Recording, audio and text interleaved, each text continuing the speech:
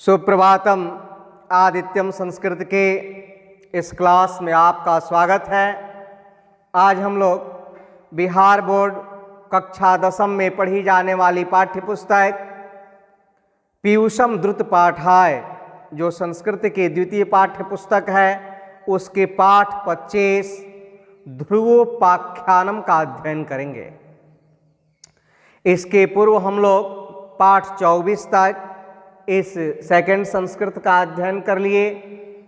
जो प्रथम पुस्तक है पीयूषम भाग 2 उसमें भी कुल 14 पाठ हैं। उन पाठों का भी हम अभ्यास सहित अध्ययन कर लिए।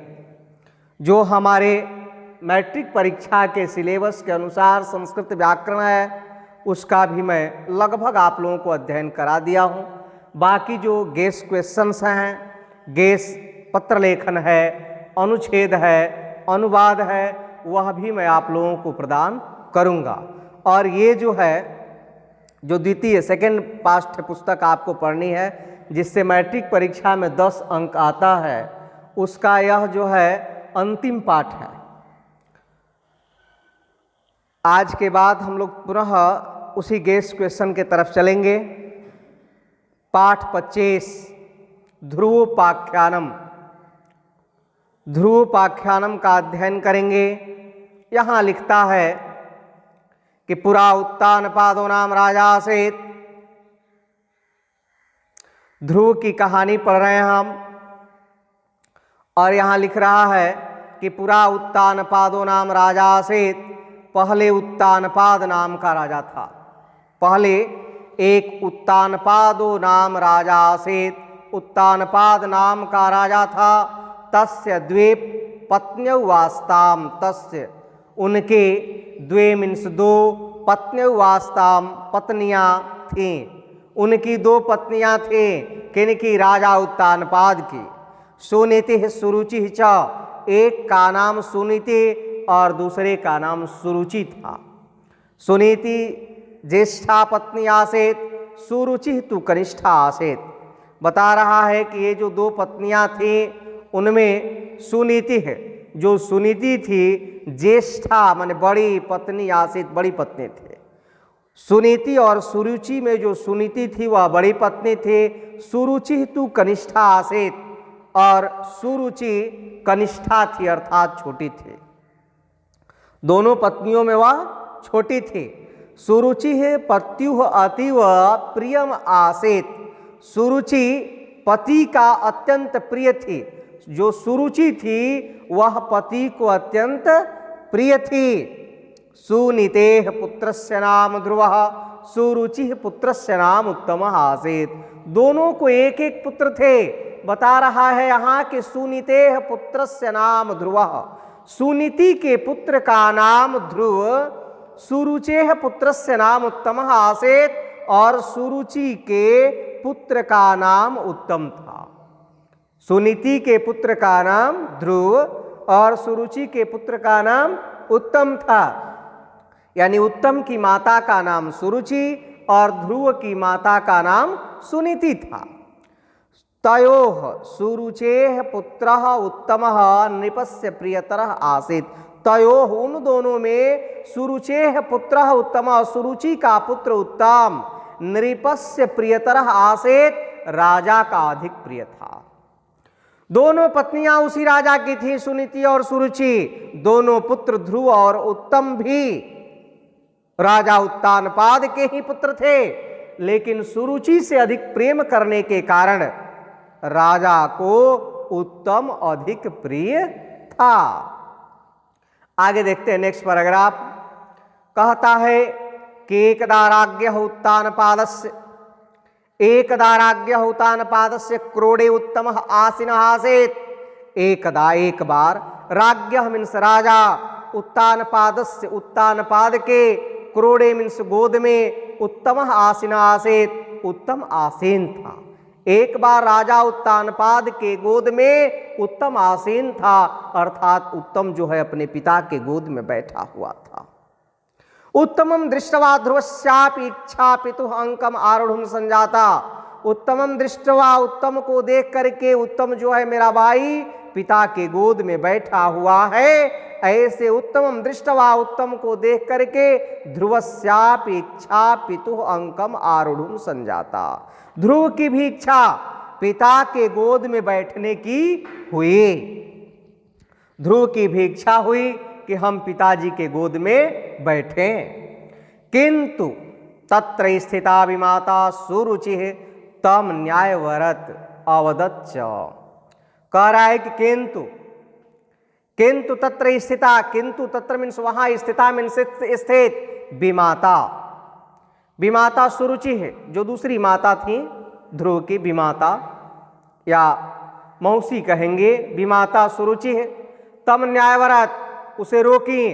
किसको रोकी? ध्रुव को। अवदच्च, और बोली, कुमार त्वम पितुः अंकम आरूढ़ योग्य न से, तुम पिता की गोद में बैठने के योग्य नहीं हो। यतो ही त्वम मम पुत्र न से, क्योंकि तुम मेरे पुत्र नहीं हो। बड़ी कटुवाणी विमाता सुरुचि के द्वारा पुत्र ध्रुव को कहा जाता है। सुरुचि ध्रुव को रोकती है और कहती है, कुमार तुम पिता की गोद में बैठने योग्य नहीं हो, क्योंकि तुम मेरे पुत्र नहीं हो। मम पुत्र एव अस्य योग्यः, मम पुत्र एव, मेरा पुत्र ही अस्य योग्यः, इसके योग्य है, और वह पिता के गोद में बैठा हुआ है। कौन? उत्तम। आगे देखते हैं, तीसरा पैराग्राफ कहता है कि विमात्रा अनादृतः ध्रुवः दुखितः अभवत्। विमात्रा अनादृतः, विमाता से अनादर पाकर के, विमात्रा अनादृतः, विमाता से अनादर को प्राप्त करके ध्रुवः दुखितः अभवत्। ध्रुव जो है अत्यंत दुखी हुआ। किसी भी बच्चे की जब इच्छा होती है और उसे वह चीज प्राप्त नहीं होता है तो वह अत्यंत दुख का अनुभव करता है।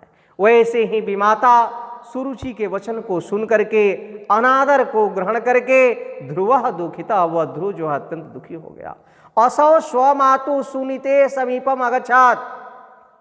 असौ, इसके बाद स्वमातु सुनीते, अपने माता सुनीति के समीपम मीन्स पास, अगच्छत् मीन्स गया। इसके बाद वह अपनी माता सुनीति के पास गया। कौन? ध्रुव। तम दुखितम दृष्टवा सुनीति दुखस्य कारणम अपृच्छात्। तम दुखितम दृष्टवा, उसे दुखी देख करके सुनीति दुखस्य कारणम अपृच्छात्। सुनीति ने दुख का कारण पूछा। ध्रुवः सर्वं वृतांतम अकथयत्। ध्रुव जो है सर्व वृतांत कहे, सब बात बताए। पुत्रस्य वचनम श्रुत्वा सुनीति अवदत्। पुत्र के वचन को सुन करके सुनीति बोली, पुत्र तौ विमाता सत्यम वदत्, तौ विमाता सत्यम वदत्। तुम्हारी विमाता, तुम्हारी मौसी सत्य बोल रही है। तथापि दुखितः मा भव, फिर भी दुखी न होवो। तथापि दुखितः मा भव, फिर भी आप दुखी मत हो। वह कहती है, तपसा पितुः अंकम लभास्व। तपसा, तपस्या करके, पितुः अंकम लभास्व, पिता की गोद प्राप्त करो। तपस्या करके पितुः अंकम लभास्व, पिता की गोद प्राप्त करो। वनम गच्छ भक्तवत्सलम भगवंतम सेवस्येति। माता सुनीति कहती हैं कि वनम गच्छ, वन में जाओ, भक्तवत्सलम भगवंतम सेवस्येति, भक्तवत्सल भगवान की सेवा करो। अम्ब भक्तवत्सलम भगवंतम सेविष्ये अभिष्टम च प्रापयिष्यामि इति उक्त्वा मातरं प्रणम्य च 5 वर्षीयः बालकः ध्रुवः तपोवनम अगच्छत्। अम्ब, ए माता, भक्तवत्सलम भगवंतम सेविष्ये, भक्तवत्सल भगवान की सेवा करके, अभिष्टम च प्रापयिष्यामि, मैं अपने अभिष्ट को प्राप्त करूंगा। इति उक्त्वा, इतना कह करके मातरम प्रणाम्य, अपनी माता सुनीति को प्रणाम करके वह 5 वर्षीय बालकः ध्रुव, 5 वर्ष का बालक ध्रुव तपोवनम अगच्छत्, तपोवन में चला गया। हे माता, भक्तवत्सल भगवान की सेवा करके मैं अपने अभिष्ट को प्राप्त करूंगा। इतना कह करके अपनी माता को प्रणाम कर वह 5 वर्ष का बालक ध्रुव तपोवन को चला गया। मार्गे देवर्षि नारद तम अपृच्छत। मार्गे रास्ते में देवर्षि नारद ने उससे पूछा, रास्ते में देवर्षि नारद ने उससे पूछा, वत्स बेटा, त्वम कुत्र किमर्थम च गच्छासि, तुम कहां और किस लिए जा रहे हो? तुम कहां और किस लिए जा रहे हो? ध्रुव अवदत्। ध्रुव ने कहा, भगवान। देवर्षि नारद से ध्रुव ने कहा, भगवान, तपसा भगवंतम तोषयितुम वनम गच्छामि। हे भगवान, तपसा भगवंतम तोषयितुम वनम गच्छामि। तपस्या करके भगवान को प्रसन्न करने के लिए वन में जा रहा हूं। वह 5 वर्ष का बालक देवर्षि नारद से कहता है कि भगवान, तपस्या से भगवान को प्रसन्न करने के लिए वनम गच्छामि, वन को जा रहा हूं। अहम ऐश्वर्यम राज्य सुखानि वा न अभिप्सामि। और वह बच्चा कहता है कि मैं ऐश्वर्य यानी धन दौलत, राज्य सुखानि वा और राज्य का सुख न अभिप्सामि नहीं चाहता हूं। मैं धन दौलत और राज्य सुख की इच्छा नहीं रखता, मैं वह प्राप्त करने के लिए नहीं जा रहा हूं। अहम पितुः अंकम इच्छामि। मैं पिता की गोद चाहता हूं, मुझे पिता की गोद चाहिए, मैं पिता की गोद चाहता हूं। और पिता की गोद को प्राप्त करने के लिए मैं भक्तवत्सल भगवान को प्रसन्न करने के लिए तपोवन को जा रहा हूं। कृपया तपो मार्गम उपदिशतु भवान। कृपया आप उस तपस्या के मार्ग का उपदेश करें, मार्गदर्शन करें। ध्रुवस्य दृढ़ निश्चय दृष्टवा देवर्षि नारद अवदत्। ध्रुव के दृढ़ निश्चय को देख करके देवर्षि नारद ने कहा, ध्रुवस्य दृढ़ निश्चय दृष्टवा।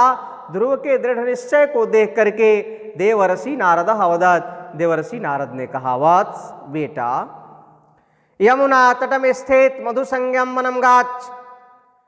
यमुना तटे स्थितम, यमुना नदी के किनारे पर स्थित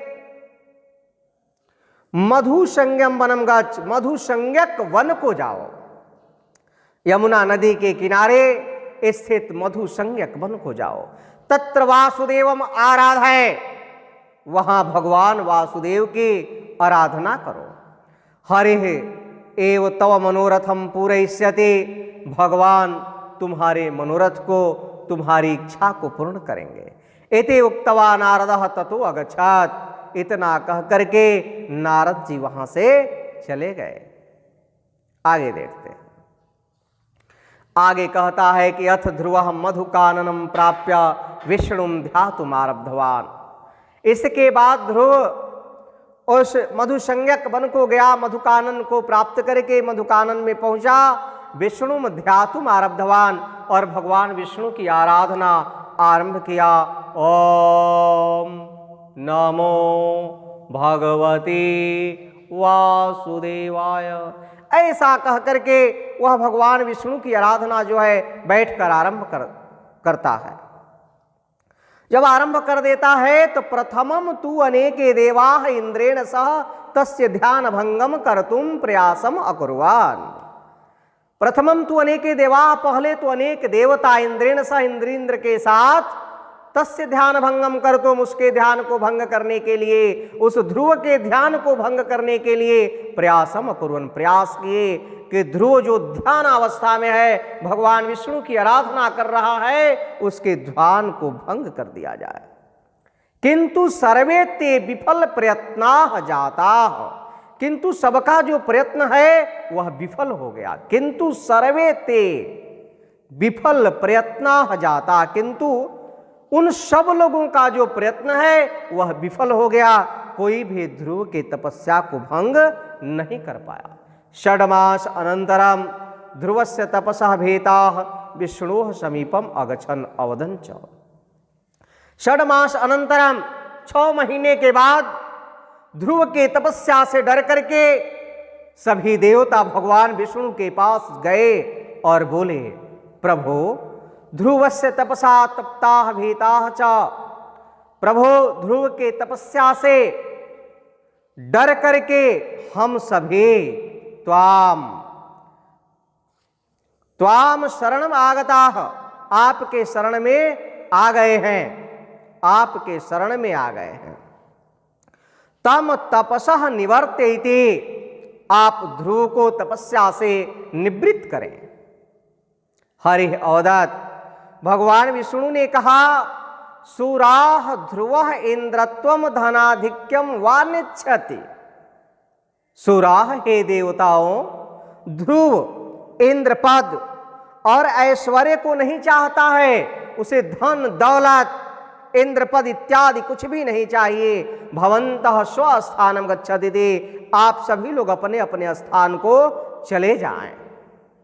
और ऐसा कहने पर सभी देवता अपने अपने स्थान को चले जाते हैं। तदनंतरम, इसके बाद श्री हरि भगवान विष्णु ध्रुवस्य पुरः आविर्भवत् तम करेण अस्पृशत् च। तदनंतरम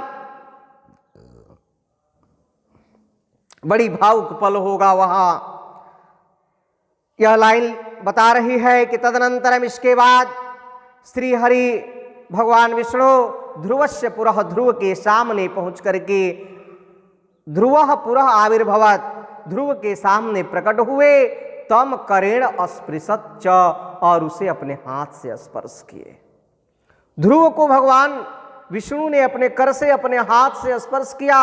श्री हरि अवदत्, भगवान विष्णु ने कहा पुत्र वरम वरय, हे पुत्र वर मांगो। ध्रुव अवदत्, ध्रुव ने कहा भगवान मैं तपसा यदि परमम तोषम गतोऽसि तदा मे प्रज्ञाम देहि पितुः अंकम च प्रयच्छ। ध्रुव ने कहा कि हे भगवान, मैं तपसा यदि परमम तोषम गतोऽसि, आप मेरी तपस्या से यदि प्रसन्न हो गए हो, तदा तब मैं मुझे प्रज्ञाम देहि, ज्ञान प्रदान करें। पितुः अंकम च प्रयच्छ, और आप मुझे पिता की गोद प्रदान करें। संतुष्टः हरिः तस्मै प्रज्ञाम दुर्लभम ध्रुव पदम च प्रायच्छत्। संतुष्ट भगवान विष्णु ने, संतुष्ट श्री हरि भगवान विष्णु ने उसे प्रज्ञाम, ज्ञान प्रदान किया, आभा प्रदान किया, तेज प्रदान किया, और दुर्लभम ध्रुव पदम च प्रायच्छत्, दुर्लभ ध्रुव पद को प्रदान किया। आज भी वह ध्रुव इस मंडल में ध्रुव तारा के नाम से विख्यात है। अचाल उन्होंने अपने गोद में अपने पुत्र को स्थान प्रदान कर दिया। संतुष्ट भगवान विष्णु ने उसे ज्ञान और दुर्लभ ध्रुव पद को प्रदान किया। गृहम प्रतिनिवृतम ध्रुवम प्रति पितुः तान पादस्य विमातुः सुरुचेः च चित्ते निर्मले अभवताम। जब वह बच्चा उस तपोवन से, उस मधु कानन वन से तपस्या से निरत होकर के लौटता है, निवृत्त होकर के लौटता है, तब ध्रुव के प्रति पितुः उत्तान पादस्य, पिता उत्तान पाद और विमाता सुरुचि का चित्ते निर्मले अभवताम, हृदय जो है निर्मल हो गया था। इत्थम पंचवर्षीयो अपि बालकः ध्रुव भगवतः प्रसादात् अचलम उच्च स्थानम ध्रुव पदम प्राप्नोति। इस प्रकार से इत्थम पंचवर्षीयो अपि, इस प्रकार से वह 5 वर्ष का बालक भी, इस प्रकार से वह 5 वर्ष का बालक ध्रुव भी भगवतः प्रसादात्, भगवान के प्रसाद से, भगवान के आशीर्वाद से अचल और उच्च स्थान ध्रुव पद को प्राप्त किया। लिखा भी है कि दृढ़ेन मनसा कार्यम चिंतयित्वा नरो व्रते कठोर तपसा सिद्धिम लभते न अत्र संशयः। दृढ़ेन मनसा,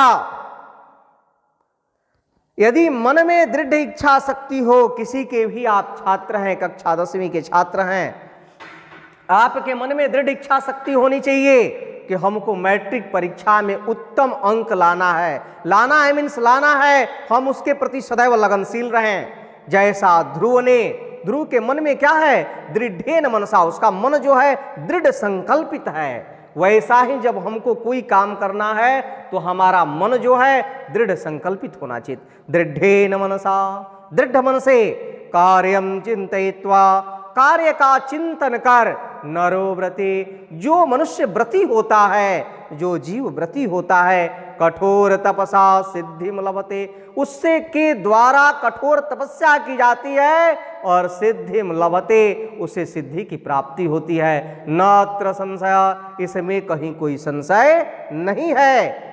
कह दिया कि जिसके मन में दृढ़ इच्छा शक्ति हो, जो अपने कार्य का चिंतन करे, जो नर व्रती हो, कठोर तपस्वी हो, उसे सिद्धि की प्राप्ति होती है। इसमें कहीं कोई संशय नहीं है। तो इस प्रकार से हम लोगों ने द्वितीय संस्कृत जो पीयूषम द्रुत पाठाय है उसका भी हम लोगों ने अध्ययन कर लिया। यानी संस्कृत की दोनों पुस्तक जो पीयूषम है और ये पीयूषम द्रुत पाठाय है, कक्षा 10वीं में चलने वाली दोनों पाठ्य पुस्तक हैं। 1 से 40 नंबर और इस द्वितीय पुस्तक से 10 नंबर का प्रश्न पूछता है। दोनों का हम लोगों ने अध्ययन कर लिया और बहुत बढ़िया समझा के हम आप लोगों को अध्ययन कराए। आप इस चैनल पर नए हो अवश्य सब्सक्राइब कर लें और जो भी 10वीं में पढ़ने वाले छात्र हैं, आपका प्रयास होना चाहिए कि उन तक भी यह वीडियो पहुंचे, उन्हें भी शेयर करें, सब्सक्राइब करने के लिए प्रेरित करें, वे भी अध्ययन करें, बढ़िया अंक मैट्रिक परीक्षा में अर्जित करें। बहुत बहुत शुभकामना है। आइए इसके अभ्यास कार्य को देख लेते हैं। अभ्यास कार्य में मात्र 3 प्रश्न है। पहला प्रश्न है ध्रुवोपाख्यानम काम शिक्षाम ददात, यह जो ध्रुव की कहानी है उससे क्या शिक्षा प्राप्त होती है? तो इसका उत्तर आप लिखेंगे ध्रुवोपाख्यानम यम शिक्षा ददात यत कठिन तपसा मनुष्य दुर्लभ पदम अपे प्राप्तुम शक्नोति। ध्रुवोपाख्यान यह शिक्षा प्रदान करता है कि कठिन तपस्या से मनुष्य दुर्लभ पद को भी प्राप्त करने में समर्थ है। दूसरा प्रश्न है स्वदृढ़ निश्चयेन पंचवर्षीय ध्रुव किम लब्धवान, अपने दृढ़ निश्चय द्वारा 5 वर्ष का ध्रुव क्या प्राप्त किया? तो स्वदृढ़ निश्चयेन पंचवर्षीय ध्रुव दुर्लभम ध्रुव पदम लब्धवान। आपका उत्तर होगा कि स्वदृढ़ निश्चयेन, अपने दृढ़ निश्चय से 5 वर्ष का बालक ध्रुव दुर्लभ और ध्रुव पद को प्राप्त किया। और तीसरा प्रश्न है सुरुचेह पुत्रः कः आसीत् सुनीतेः पुत्रः कः आसीत्। तो आपका उत्तर होगा सुरुचेह पुत्रः उत्तमः आसीत् सुनीतेः पुत्रः ध्रुवः आसीत्। सुरुचि का पुत्र उत्तम था और सुनीति का पुत्र ध्रुव था। यहां तक हम लोग जो है अध्ययन कर लिए। पुनः मैं कह रहा हूं कि दोनों पुस्तकों का हम लोग अध्ययन कर लिए। यदि आप इसे पूरी तरह से अध्ययन कर लेते हैं तो आपका कहीं कोई प्रश्न नहीं छूटेगा। इसके बाद हम ऑब्जेक्टिव, संस्कृत पत्र लेखन और अनुच्छेद जो भी महत्वपूर्ण है इस आपके मैट्रिक परीक्षा के लिए, उसे भी हम आपको प्रदान करेंगे। फिर मिलते हैं हम आपसे, तब तक के लिए बहुत बहुत धन्यवाद, शुभकामना।